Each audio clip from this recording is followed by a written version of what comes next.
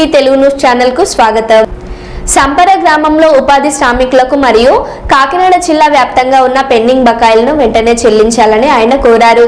కేంద్ర ప్రభుత్వం ప్రతి ఏడాది ఉపాధి హామీ పథకం కింద కేటాయించే నిధులు తగ్గిస్తూ వస్తుందని, ఈ పథకాన్ని నిర్వీర్యం చేసే విధంగా కేంద్ర ప్రభుత్వం కుట్రలు పన్నుతుందని తెలిపారు।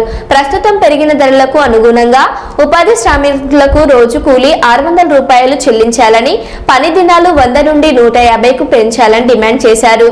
పని ప్రదేశాల్లో సౌకర్యాలు కల్పించడంలో పంచాయతీలు విఫలమవుతున్నాయని తెలిపారు। కాబట్టి మేము ఒకటే అడుగుతా ఉన్నాం, ఉపాధి కూలీలు కాదు శ్రామికులుగా గుర్తించామని చెప్పేసి పవన్ కళ్యాణ్ గారు పెద్ద ఎత్తున ప్రచారాలు చేశారు।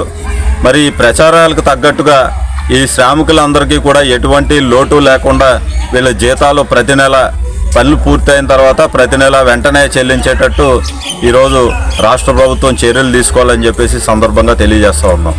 అంతేకాకుండా ఈ కేంద్రంలో నరేంద్ర మోడీ గారు ఏదైతే కుట్ర పంతా ఉన్నారో, ఈ ఉపాధి హామీ పథకానికి కేటాయించే నిధులు ఏవైతే ప్రతి ఏడాది కూడా తగ్గించుకుంటూ ఆయన వస్తూ ఉన్నారు, దీని ఉపాధి హామీ పథకాన్ని నిర్వీర్యం చేసే కుట్రను కూడా వెనక్కి తీసుకోవాలని చెప్పేసి మేము FNTUగా డిమాండ్ చేస్తూ ఉన్నాం।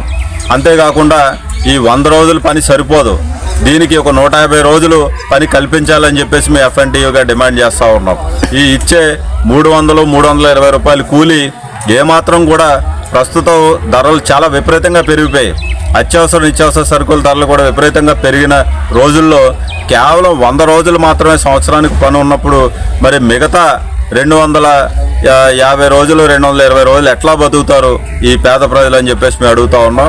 కాబట్టి తక్షణమే రోజుకి 500 కూలీ ఇవ్వాలా, 150 రోజులు పని దినాలు కల్పించాలని చెప్పేసి సందర్భంగా మేము డిమాండ్ చేస్తూ ఉన్నాం। నా పేరు రంబాల్ సతీష్, FNTU రాష్ట్ర కన్వీనర్।